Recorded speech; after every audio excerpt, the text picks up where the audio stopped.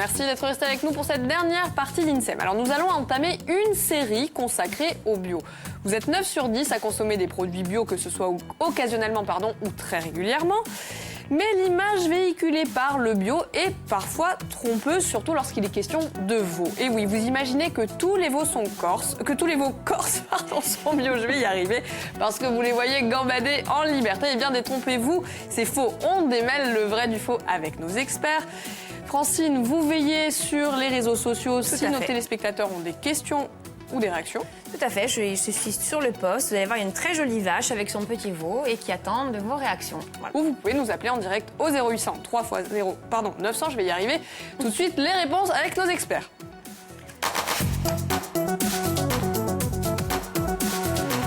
Magali et Jacques, bonjour et bienvenue. Bonjour. Alors, on commence les présentations avec Magali God. Vous êtes la présidente de l'Interbio Corse. Et vous êtes venue accompagnée de Jacques Philippe, qui est éleveur bovin. Vous êtes également transformateur, ce qui est suffisamment rare pour le souligner. Pourquoi, d'ailleurs? Parce qu'il n'y a pas beaucoup d'éleveurs qui transforment sur la ferme, aux normes européennes. On a un atelier de transformation aux normes européennes. D'accord. Et vous nous arrivez d'où? De Moïta, en Haute-Corse. Et de Canale. Juste à côté. Juste à côté, dans le même canton. On a une jolie petite carte pour situer au cas où. Et donc, lorsqu'on parle de veau bio, de y arriver. Et Kula. Ah ben oui, voilà, c'est là. Vous avez fait de la route quand même, hein. Vous avez fait du chemin pour nous expliquer que lorsqu'on parle de veau bio, c'est pas parce que c'est corse que c'est bio. Oui, alors oui, tout à fait. C'est-à-dire que le veau bio, ça correspond à une alimentation qui est bio. C'est-à-dire que tout ce que va manger le veau est bio. Ça sera les surfaces sur lesquelles il pâture, ça sera des terrains qui seront déjà classés bio, on va l'expliquer tout à l'heure. Et également, tout ce qui est apporté au veau, le fourrage, les céréales, sont bio. Donc, qui dit céréales et fourrage bio, dit pas d'OGM, pas de produits chimiques utilisés lors de leur culture. Alors ça, on va dérouler en détail, mais c'est pas totalement idiot de croire que le veau corse est bio, c'est peut-être ce vers quoi on aimerait aller. Pas forcément. Oui, non. Ce serait bien que tout le monde soit en bio. Enfin, non, en tout cas, on y croit. Bon, il y aura une volonté, en tout cas. On y croit d'autant plus que depuis cette année, on a une très forte demande d'éleveurs bovins qui veulent élever en bio. Alors, il faut répondre à un cahier des charges. C'est tout simple, finalement, d'être en bio. Ça commence par l'alimentation. Magali, vous en avez parlé. Ça veut donc dire pas d'OGM. C'est pas si simple que ça, en fait, parce que le cahier des charges bio, il est quand même très rigoureux. Donc l'éleveur qui va élever en bio et le consommateur qui va consommer du veau bio, il est sûr d'avoir un produit dont la qualité est garantie. C'est-à-dire que le veau, non seulement il n'aura mangé que des aliments bio, mais le cahier des charges demande à l'éleveur de respecter des conditions de bien-être animal. Là, l'élevage bovin en Corse peut assez facilement rentrer dans ce cahier des charges, car il est basé sur l'élevage extensif. Et dans le bio, on va respecter le comportement naturel des bovins.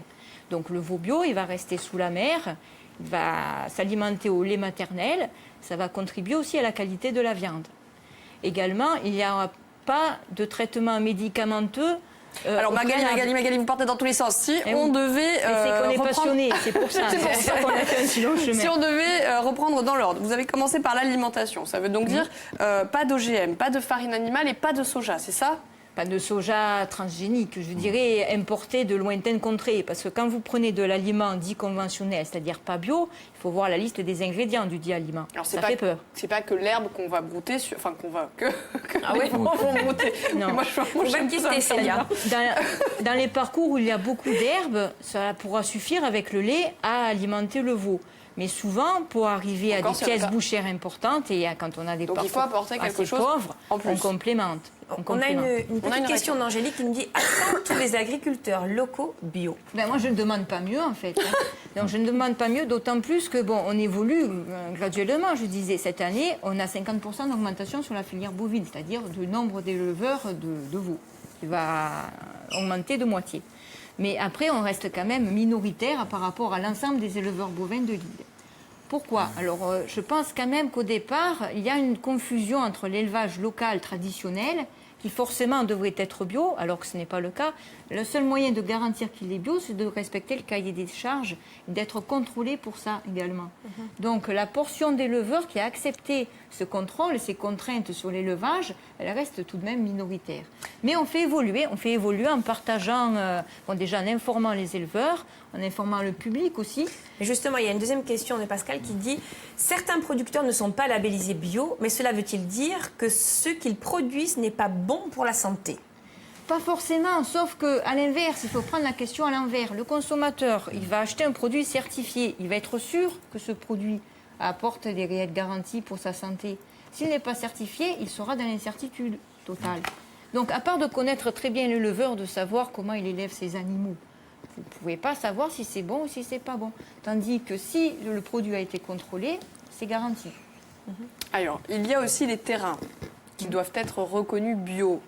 Ça veut dire quoi, Jacques, un terrain bio? C'est-à-dire que vous avez un contrôle de l'organisme de contrôle qui est EcoCert, qui contrôle le terrain et qui, selon l'historique, on va dire, du terrain, l'histoire du terrain, parce que le terrain... Ça se base sur plusieurs années. Bien sûr, oui. Et si vous avez un terrain qui est en friche depuis 30 ans, vous n'avez aucun mal à être bio, puisqu'il n'y aura eu aucun traitement et aucun désherbant dessus. Le minimum d'années requises pour avoir un...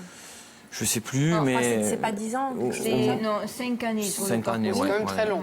Oui, c'est quand même 5 ans. Bon, après, voilà, c'est plus vous... Ça veut donc dire que l'herbe que la bête va brouter, il saine. Voilà. Il n'y a rien de...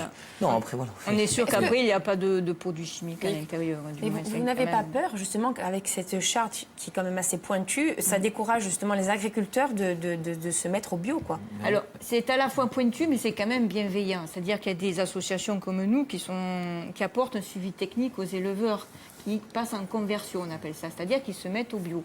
Donc on va les conseiller pour faire un élevage en bio qui tiendra à la route.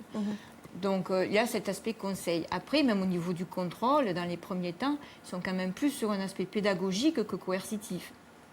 Donc les éleveurs qui vont passer en bio, ils vont être soutenus dans cette démarche. Quand vous dites soutenu, est-ce que vous intervenez aussi financièrement? Parce que j'imagine que les installations, c'est assez coûteux. Alors, tout à fait. En fait, nous, on n'a pas le potentiel financier pour intervenir, soutenir les éleveurs. Mais par contre, il y a une politique publique, notamment, je peux remercier l'Audarc et essentiellement l'Audarc, la DRAF, et France Agrimer également, qui participent au financement de la filière bio. Et donc, les éleveurs auront là aussi le soutien nécessaire pour... améliorer leur élevage. Alors, lorsqu'on pense au bio, on s'imagine que les bêtes ne peuvent pas être soignées. Est-ce que ça, c'est une idée reçue ou si elles sont malades, on peut les traiter? Alors, totalement, c'est contradictoire avec le cahier des charges qui dit qu'il faut respecter l'animal. Donc, l'animal qui est élevé en bio, qui va être malade, il va être soigné, c'est évident. C'est un éleveur bio, il ne va pas laisser son animal malade. Sauf que tous les médicaments qui seront donnés aux veaux, en l'occurrence, qu'on parle de veaux, seront donnés sous ordonnance du vétérinaire. Et on ne fait pas de traitement antibiotique en préalable, en prévention. Le traitement antibiotique, c'est limité à 3 par an et en cas de nécessité, uniquement sur ordonnance. Mais ça aura aussi une incidence par la suite, notamment sur l'abattage, si la bête est malade. Tout à fait. Tous les médicaments qui sont donnés aux animaux, en fait, il y a un délai d'attente pendant lequel vous ne pouvez pas abattre l'animal pour être sûr que le médicament parte du corps de l'animal. Et là, en bio, le délai, il est doublé. D'accord. Donc, vous n'avez vraiment aucune chance de retrouver le médicament dans le corps de l'animal. Vous avez parlé tout à l'heure, Magali, du veau qui doit rester sous la mer. Qu'est-ce que ça veut dire? Il tète la mer, c'est le veau sous la mer. C'est-à-dire que, un veau, logiquement, jusqu'à ce qu'il soit abattu, de sa naissance à son abattage, il est sous la mer. Après, on peut le complémenter avec de l'aliment qu'on produit principalement sur les exploitations. En général, nous on essaye de faire au maximum ça, mais il doit téter le lait de sa mère, parce que sinon après c'est plus un veau. Ça aura une incidence sur la couleur de la viande. Forcément. Dans le commerce, surtout dans le commerce, vous avez surtout venant du continent, du veau qui est très blanc. Vous voyez, c'est pas la même couleur que de veau plus rosé qu'on trouve ici, parce que le veau blanc, en fait, c'est des veaux qu'on a retirés de la mer très tôt pour pouvoir souvent traire à la mer, faire du lait de vache. Et on l'a mis dans des caissettes, dans des hangars. Et le veau, il est nourri de manière artificielle. Et donc c'est ça qui va donner la couleur à la viande. Voilà, c'est ça. Donc c'est un veau qui n'a jamais gambadé dans les parcs. Et le soleil. Ah oui, parce que qui colore la viande, c'est le bêta-carotène. Donc le bêta-carotène, il est dans l'herbe et dans le soleil. Donc quand il ne voit pas de soleil, il est très blanc. Alors, il y a une réaction de Laetitia qui dit « J'aimerais bien acheter du veau bio, mais il faut reconnaître que la viande de bio est bien plus chère que la non bio. » Est-ce que c'est forcément plus cher? C'est une question qu'on retrouve assez régulièrement. Donc en fait, il faut prendre un peu le sujet différemment. Pourquoi est-ce qu'on trouve de la vente de veau à un prix si bas que les agriculteurs n'arrivent plus à vivre de leur travail et n'arrivent plus même pas à équilibrer leurs comptes? C'est-à-dire que, notamment, on l'a vu en France, au niveau national, des agriculteurs qui en arrivent à se suicider parce qu'ils travaillent tous les jours à perte. Pourquoi ça? Pourquoi il y a des importations de viande à des prix tels qu'on ne peut plus être concurrentiel? C'est comme ça qu'il faut se poser la question. Il faut se poser la question dans l'autre sens. Pourquoi les autres sont moins chers Voilà. Finalement. Quand vous avez un élevage, c'est du travail, c'est aussi un investissement à la base qu'il faut amortir et c'est un coût régulier pour l'approvisionnement. Et quand vous cultivez vous-même, vous avez un coût sur les travaux de mise en culture. Donc tout ça, il faut qu'on le retrouve sur notre production. Qu'est-ce que vous avez envie de dire, Jacques?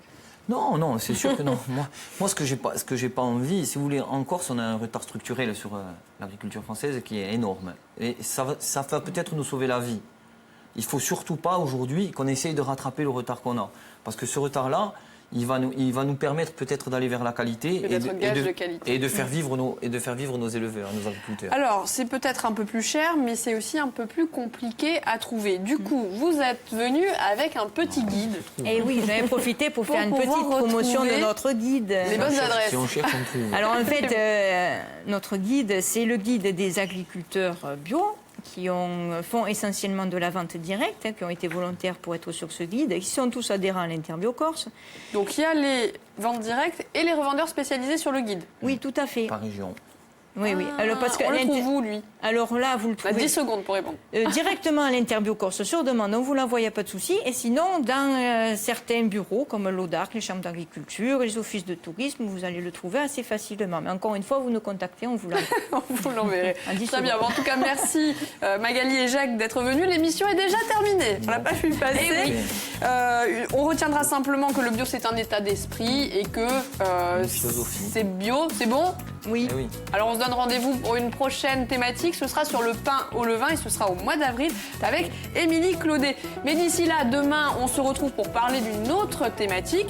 On va parler de la mission du défenseur des droits. Quand est-ce qu'on peut faire appel à lui et surtout pourquoi? Réponse avec Félix Squarcine. Ce soir, pendant le 20h avec Philippe Martinette. On se retrouve demain, Francine? Tout à fait, Célia. Avec du beau temps. J'espère. À demain. Ciao. À demain.